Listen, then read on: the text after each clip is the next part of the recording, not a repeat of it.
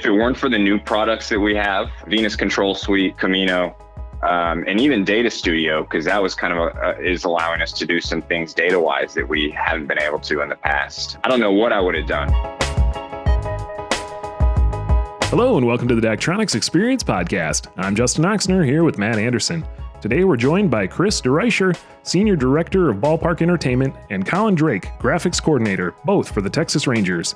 They're going to tell us about Globe Life Field's first baseball season for the Texas Rangers, the use of their venue and system during this year's playoff bubble in Arlington, and much more.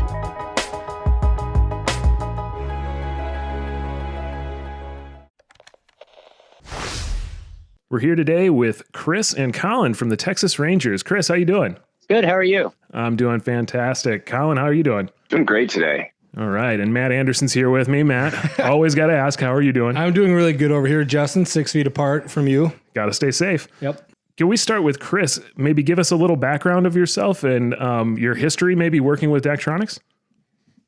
Yeah, sure. So I have been in Major League Baseball now for 20 seasons, and it was with the Kansas City Royals initially. And in 2008, we put in one of the world's largest high-definition video boards at the time, and that was Daktronics. And we also had Daktronics ribbons and different things. And then when I moved here to the Texas Rangers in 2014, we continued that partnership with the video boards that were already in place here, as well as ribbons that was all Daktronics related. And just really have had a strong relationship with Daktronics and the people working behind the scenes for well over 20 years now. Nice. So then when you were in the Kansas City Royals, then kind of what was your position there then, Chris? And because I'm always interested, Justin calls them origin stories, or I call them origin stories. You give me a hard time for it, Justin, but kind of how did you get into this line of work too? And kind of, what drove that? Sure. So the quickest backstory is I went to the University of Nebraska for college, and Nebraska was the first college to put in video boards back in 1994. And by the time I got there in 97, it was an opportunity for me to do something. I was broadcast journalism major, but I wasn't a big fan of radio or TV, but production was great. And there was that opportunity. So I jumped into that for the final 3.5 years of my college experience. And out of that, got hired by the Royals out of college and worked my way up from coordinator to manager to director of event presentation and production while we were there. And that involves doing the game day stuff like the video boards, the in-game entertainment, the mascot, the promotions team, things like that. And had an opportunity here in 2014. Chuck Morgan, who's our boss here at the Rangers, called and asked if what did I think about making a move down to Texas. And at that time, it was the right fit. So made the move down here. Okay. Sounds exciting. Colin, can we get your perspective of how you kind of came in to be in the role you're in with the Texas Rangers? Sure. Yeah. So I started with the Oklahoma City Thunder in 2009, kind of an internship. And at that time, I had no idea that people had full-time jobs doing the type of work that Chris and I do for the Texas Rangers. Got a full-time job with them in 2011. And at that time, they were putting in digital signage kind of around the arena there, kind of giving the arena an upgrade. And one of the parts of it was a Daktronics board on the outside, which was kind of my first exposure to Daktronics. And I believe it might have been one of the first show controls you guys came out with, at least on the 8000 side, if I'm remembering that correctly. And so anywho, I grew up in Arlington, Texas. And in 2013, for some personal reasons, I decided just to kind of move back to Texas. And around 2014, when Chris was first hired, he hired me to be a part of the Rangers, and kind of been with them ever since. Nice. And thinking about, how you said this isn't something you thought that people could do for a living, right? When you first started out that display and talking about maybe it was one of the first show controls put out there, what was your first impressions going from not having a lot of experience maybe with LED displays to all of a sudden having that experience? Yeah. So I guess, kind of being thrown into the mix of video boards kind of in college, I'd at least my exposure was, journalism school. I thought I was going to do, work in news or something like that. And to be honest, when I applied for the internship with the Thunder, I kind of thought it was a broadcast internship, and then got hired and quickly learned it was, for the in-arena entertainment game presentation, and fell in love with it really quick. There's a lot that I think I've learned on the job that there wasn't a whole lot of education for in school.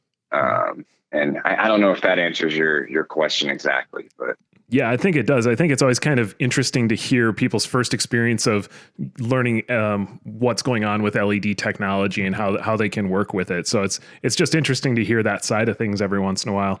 And if we go back to working with the Texas Rangers, I believe Daktronics has been working with the team since 1994. I think that's when Globe Life Park opened. And Chris, could you tell us about working with Daktronics from the old ballpark and then transitioning to the brand new ballpark that was open this year? Sure.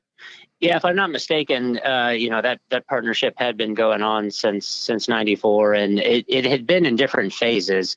I can't remember exactly the order, but I know that they had been using Daktronics equipment, I believe, in a ribbon board capacity.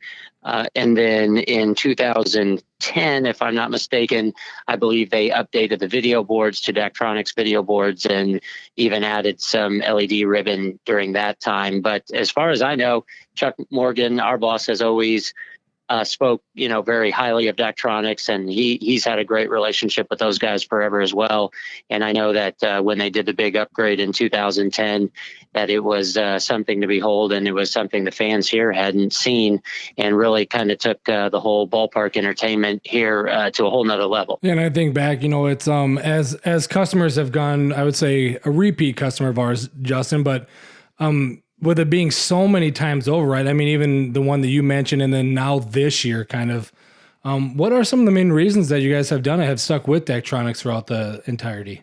As far as sticking with Daktronics, we've just had a great partnership with them. Aside from having a great product, the people behind the scenes have been what made it really special, and the relationships that have stood true over the years. Whenever we're in a position that we need feedback or advice, or if we had the product and needed that to talk to those guys about it, no matter who it was at what level, it was just a great experience. And so a relationship was a huge part of it. And then the fact that the product was fantastic and ever evolving and evolving in a way that was at the top of the industry made it pretty brainless as far as I'm concerned. They've just always done a great job, and we didn't see Daktronics going anywhere, in the near future, and that their product was only just going to continue to get better and better.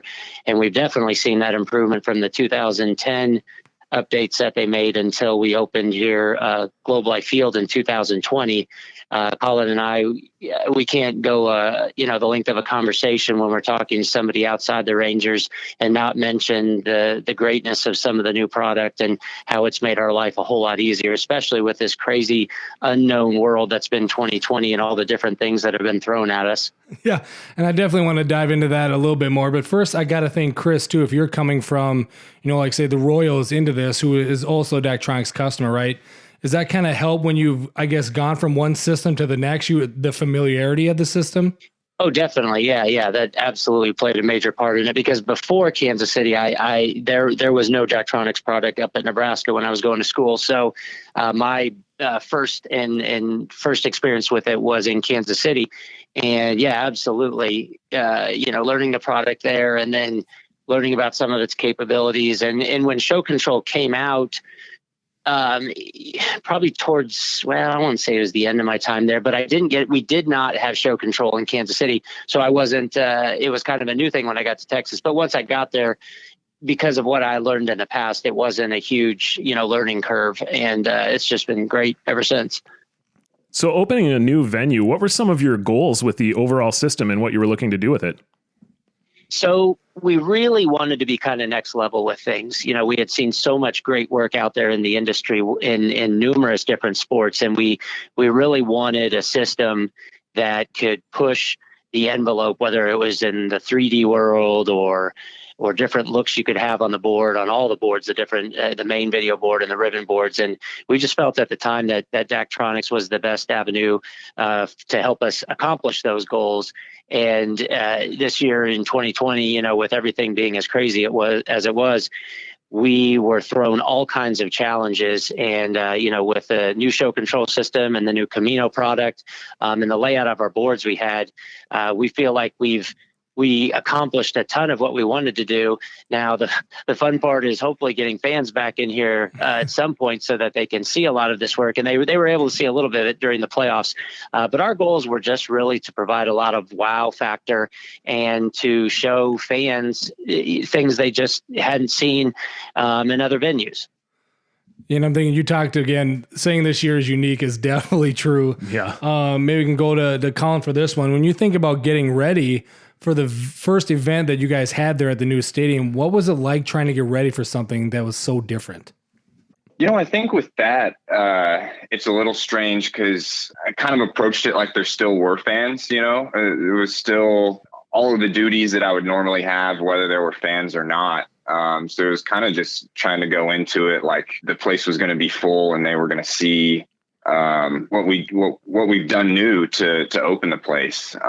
So for me, it was a little hard to like kind of describe a difference between not having fans and having fans, other than I think it kind of gave us a little bit of leeway to experiment and try some things with the new system that maybe we normally wouldn't if there were 40,000 pairs of eyeballs on us. Right. And being a brand new stadium, you still want to show off everything that you've got and make sure that any TV cameras that see something, it still all looks good, right? Exactly. So did you guys have, like crowd prompts, home run, strikeout, those types of things running on your displays? Or did you have to adjust, what content you played because there were no fans in the seats? We did. Yeah, we still ran crowd prompts like we would if there were fans. Home run animations, like if there were fans or no fans.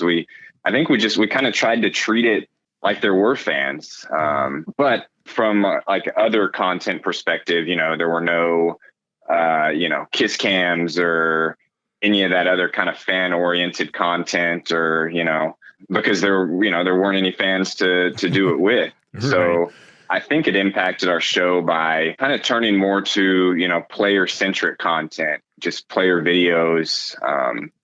We ran like a longest home run feature that were just like the longest home runs, around the league from the day before, which I think is something that we hadn't done before. But I think having no fans is something that kind of made us do it, and maybe something we keep, because it ended up being pretty cool. Yeah, that sounds pretty cool. Trying something new while you can and incorporate it and keep it going into the next year. Talking about transitioning with no fans to maybe in this bubble format that you guys had for the postseason. What was it like getting ready for that this year in a new stadium as well? I'll tell you what, that was an interesting period of time there where, like Colin was saying, so we're so focused on getting ready for a season without fans. And then, we knew as the Rangers, went on, they weren't having the best of season. So in our minds, we're like, well, we're going to be shutting it down here at the end of September, beginning of October. And then these rumors started flowing around about a bubble. And we had to transition really quickly, one, into being prepared to handle that. But then when there was the possibility of fans on top of it, that took it to a whole nother level. And so you went from, you're hosting teams. And so every time it was their home game, you were supposed to treat it like a Dodger home game or a Padres home game. So there's that process. And then when they say, hey, guess what? We're going to add fans to this mix, 12,000 of them per game for the NLCS and World Series. Then you started to have to quickly think about, all right, are we doing fan cams? And then you had to think about, okay, if we're doing fan cams, we really want to everybody has to wear masks in this building. So we really want to focus on the people who are following the rules and wearing masks, and so Right. There's just like rules upon rules and different things upon different things. But as far as us getting ready on the technology side of things, I think it was I won't say easy because Colin makes everything look easy, but it definitely was helpful to having had those 30 games previously. And then I'll let Colin speak a little bit to how much, what all he had to do from the one look we had for Rangers games, and then transitioning into what Major League Baseball wanted us to do. Yeah, and I think that kind of dovetails into a lot of the topics we want to cover, right? MLB came in and they said, okay, your layout's okay on the main boards, but we want it to sort of look like this, and they presented a draft of that. And if it weren't for the new products that we have, Venus Control Suite, Camino, and even Data Studio, because that was kind of is allowing us to do some things data wise that we haven't been able to in the past. I don't know what I would have done, right? Because I mean, I had to change layouts. There was stuff I had to do on the main board, kind of through Camino, and then there was stuff I had to do on the ribbons in the column, just kind of on the 8,000 side. That I would have spent hours probably on the phone with your tech ops helping me change layouts, right, in the old system next door. But with the new system, I was kind of able to just go in and change layouts on the fly to sort of what MLB had kind of dictated, or asked for, not dictated. But I was able to make the things that they wanted happen pretty easily. And that's all kind of because of y'all's new products. That's an area I didn't even think about, because I know you always have to get ready for your team and a visitor's team. So my mind just went to, now you have to get ready for no matter what team playing against a different team. I didn't realize that maybe they'd come in and say your layout and kind of all that has definitely had to change. And this one could be a toss up to either one of you. So when you first heard that there were going to be fans in the seats, I believe you were the first MLB game this year to have that, correct? And what was that like to actually see people in the stands and cheering for baseball? Well, I'll tell you from my perspective, it was the thing that I didn't know I needed. I had my doubts about letting fans in because we had already been doing our best to stay COVID free and with the precautions and different things we had here at the Rangers. But when those fans came in and I saw that everybody was playing by the rules and everybody was spacing and wearing their masks and just the genuine joy that was on people's faces, it really gave me goosebumps the first couple nights to kind of walk around and see people. I mean, it's just, I just didn't really realize that I needed to see that. And it really gave me a boost in my energy and want to, we always want to put on the best show for fans, but when you're without fans for that period of time, and you kind of forget what it's like, and it's crazy to think that I could forget what it was like to have fans. But once we did, and you heard those first few boos or cheers or heckles or whatever, I mean, you're like, my goodness, I'd forgotten all about this. But for me, it was something else. So. Yeah, I'm looking forward to that too, because there's times where I'm watching sports even now where, maybe there's the artificial sound piped in. Yeah. And you always wonder too, why it's a home team? Why are they cheering for that? It doesn't match up with maybe like a call on the field. And then they always zoom out and you forget, right, that there's no one in the stadium. So I'm going to say I'm jealous that you were actually able to hear that right now, but I'm definitely looking forward to the day where I get to experience that again. For sure. Well, and we even have the National Finals Rodeos coming up here at the beginning of December, and we're supposed to have 17,000 people per show. And that's, I believe it runs December 3rd through the 12th. So that will be a whole nother level. And that'll probably be, no, not probably, it will be about 5,000 more per show than there were here for the World Series. So that'll take it to a whole nother level. So. Wow. Yeah. And that brings another question. You've got multiple different displays in there, and some of them that you probably didn't have at the previous ballpark. How are you going to be able to use those displays differently to host that other event that you've got coming up? Colin, you want to speak to that? Yeah. I think, again, it kind of goes back to the Venus Control Suite, because let me step back a second. Like next door, we used colors to kind of key the gift look, and if we wanted to make any changes, it was kind of a big process. But now, whether it's we kind of went through another event last weekend that I kind of did some different layout things with, and then this with rodeo doing some different layouts. We'll have we'll kind of be a 16:9 video on the main boards with a slab that'll hold I guess, timings of the bull ridings and all the other things that rodeo has to offer when it comes to data, and the ribbons too. We'll be putting that same data coming from DAC Rodeo on the ribbons. The column will be like a leaderboard that'll kind of follow along with the event, and we'll be harnessing Data Studio to do that, kind of with updating a spreadsheet by hand, which is just kind of how it's going to have to be to keep track of a leaderboard. For those familiar with DAC Rodeo, you'd probably understand that.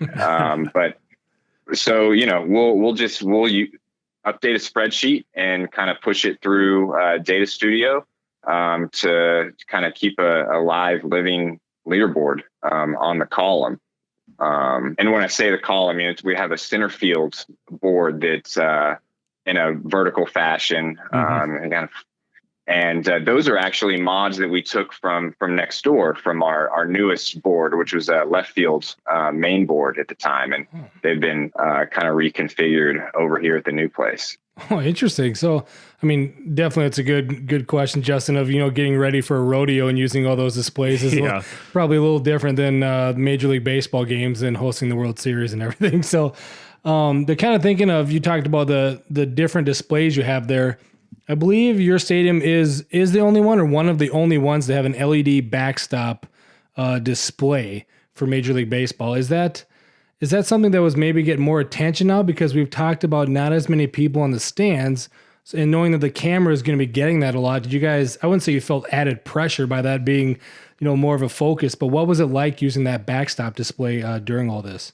I'll tell you personally, I was excited about it. Once I think Colin and I saw what it could look like at the different percentages, and once you got it down to a certain percentage, it looked like a static board. I think, the biggest thing you're concerned or scared about when you do something like that is a fielder going to complain about the brightness, or is the pitcher going to be scared of it? But I tell you what, it went perfectly, to the point where I'd be shocked if a lot of teams didn't just go that route going forward, because not only was it successful as a rotational home plate signage, but even when we had those national games where we had to leave a section of it blank in order for them to animate over their own sponsorship. At first, people were like, well, we should probably have green up, but we actually went black.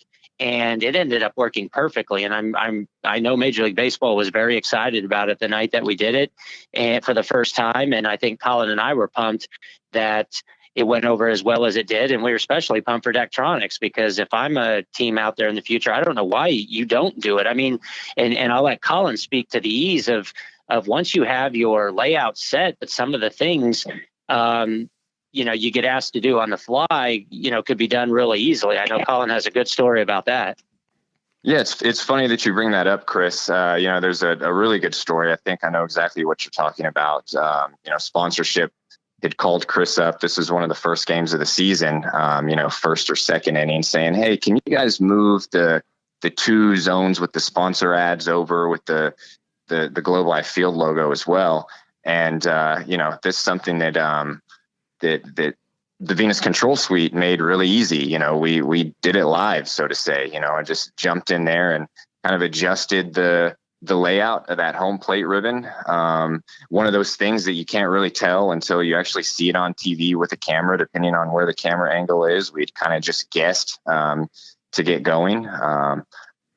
But it made it really easy to adjust the layout. And Chris was on the phone with him and said, how about now? He said, it looks great. And, that's something that Chris says, I make things look easy, but it's really because you guys make the software easy to use. And I couldn't say enough good things. Especially kind of seeing just the progression of what Daktronics has done from a user interface side.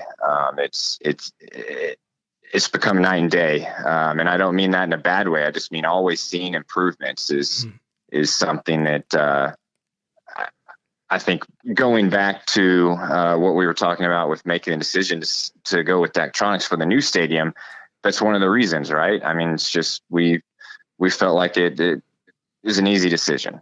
That's awesome. And I kind of want to shift to, I mean, I listen to a lot of radio and sports podcasts right now, and a big thing this year, whether it's Major League Baseball, I mean, the NBA is with their bubble, or NFL, is always from the athletes, right? Like, how has this all changed? Where do they get to hang out, in different rooms?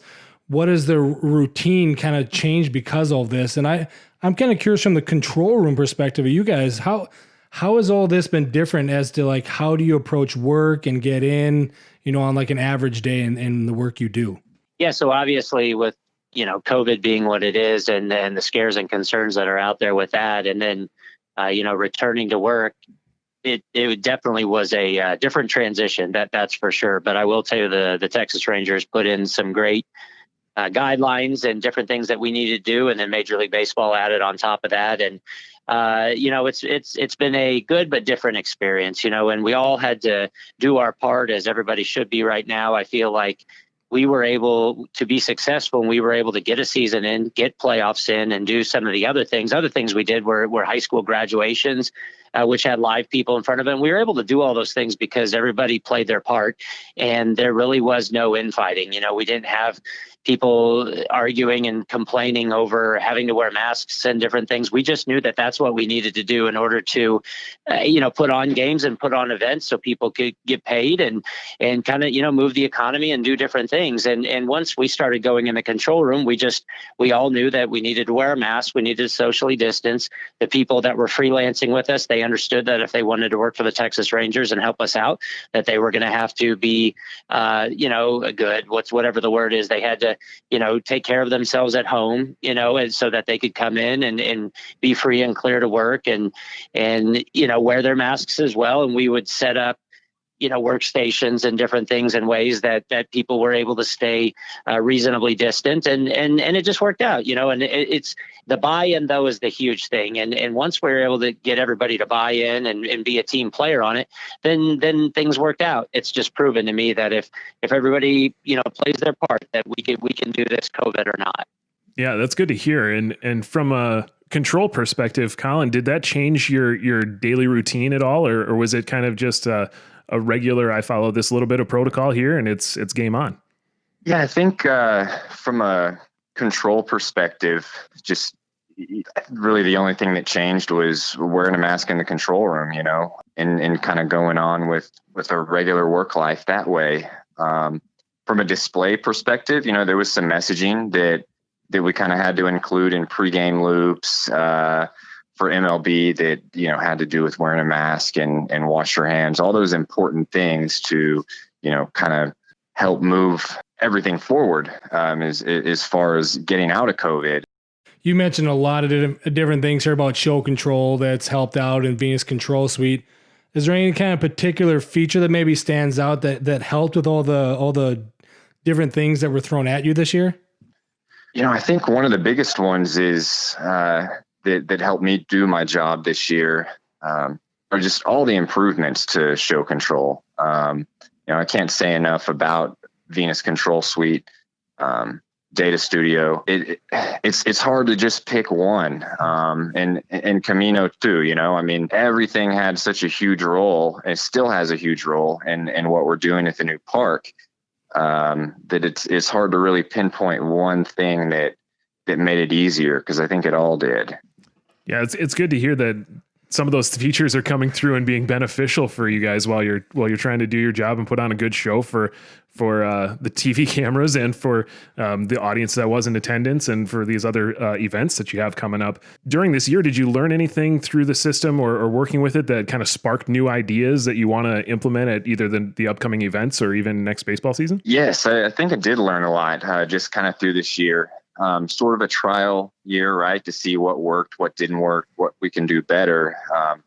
One thing and I think with all this stuff, you don't really think about it until you actually do it. And then you can think of new ways, right? Better ways to do things.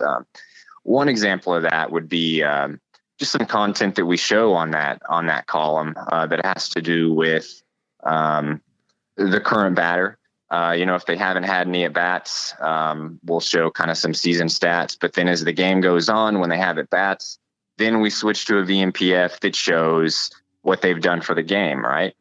Well, kind of with Camino, kind of sparked some ideas to design that sort of layout with Camino, and then driven by, whether it's at bat data or plate appearance data, whichever we decide is best, to, kind of drive the logic of showing, what it is we want to show if they haven't had at bats or if they've had at bats, rather than kind of having to stay on top of it, and, switch your buttons back and forth kind of manually to show what you want. So that's one thing I'm going to work on this off season, is to incorporate Camino in other parts of the park, and not just the main boards, for just, ease of use and just kind of more automated use that we're displaying. And kind of, Chris, I'm wondering, it's always really hard to ask these questions right now because it's in the future, right? But, going into this off season and looking at what might be happening next year with Major League Baseball, is there anything you're kind of really excited to try out next year? Oh, that's a good question. It's kind of a loaded one because you never really know what it's going to be like, but. Well, and, truly, I'm excited. We're talking about, what new things. I'll tell you that I'm excited to show off what we currently have done, because we only got to show it to a select few amount of people, and those folks, though some of them were probably Rangers fans that came to game, for the most part, those were Dodgers and other team fans that were there. I'm excited to get 40,000 Rangers fans here on opening day if we're able to, and show them everything we've been doing. In fact, we just had a conversation last week about some of the new stuff we want to do. And then we kind of had to remind ourselves that we really hadn't shown off a lot of things that we had already built to people. So before we just started, throwing those things, into the recycle bin, we're like, whoa, we really need to show these to people, that wasn't just ourselves or the players on the field. So, but yeah, we'll definitely, with everything that we learned this past year, I think we'll add some elements and different things. One of the biggest things for us was trying to figure out, as we were showing music videos, to hype up, players, versus working on fan features, because there were fans in the stands or not fans in the stands in this case. Mm-hmm. We were trying to really, really think about and consider, what is a good fan experience and what makes for the better fan experience. So I guess I'm just excited to continue that experiment of just, because you do something for 20 years and you're like, oh, well, this is the way, to Yeah.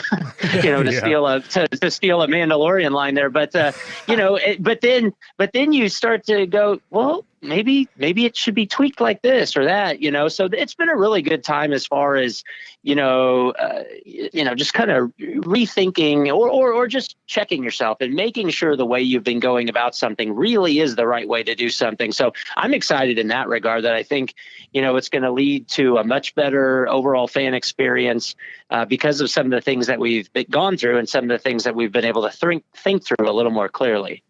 So yeah, that's a very good point. With a brand new stadium and a brand new system and a limited amount of fans, you still got everything that's new that you can look forward to showing off next year. And just in the year that you've had, did you kind of find that the system itself and all the displays kind of met your expectations and what you were looking for a show that you're excited to put on next year? Oh, absolutely. Personally, for me, I couldn't be more excited. It nailed every want or need that I had. And kind of like, Colin's mentioned here a few times, it's given us a roadmap for the future. The possibilities are endless with what we can do. We're super excited, and we're just excited to have templates, now built in a ground layer, a base that we can move forward from. And I know that there's ways we've even talked about internally that we can add on to something or even go another route that we hadn't even been thinking about before. Well, I think kind of what you had hit on of just the challenge of kind of building the groundwork, but then once you have that, then you're able to kind of tweak things or make things better. But I think that is the hard part, right? Is laying that groundwork. I think we went back and forth with a lot of stuff, like how are things going to look on the board, on the main boards, on the ribbons. And you got to get something down, right? You got to get something out there. You got to make it work. You've got to lay that groundwork. And then once you have it, you're able to kind of pick and choose what you like and you don't like. And then the fun really begins. We know that some of the displays in your system are HDR. How have you been working with those HDR capable displays?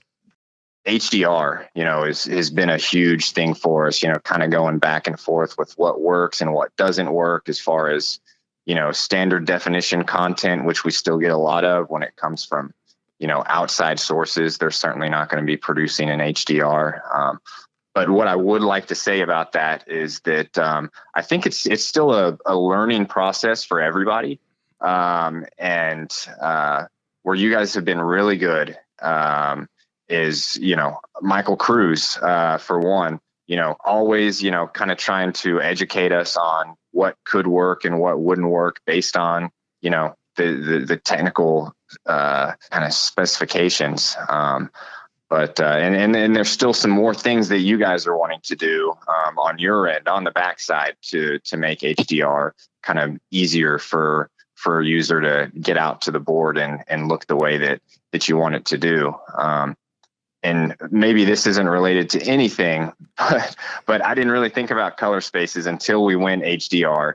Because everything just worked 709, right? And then once you go HDR, you kind of do have to start paying attention to what color space you're in.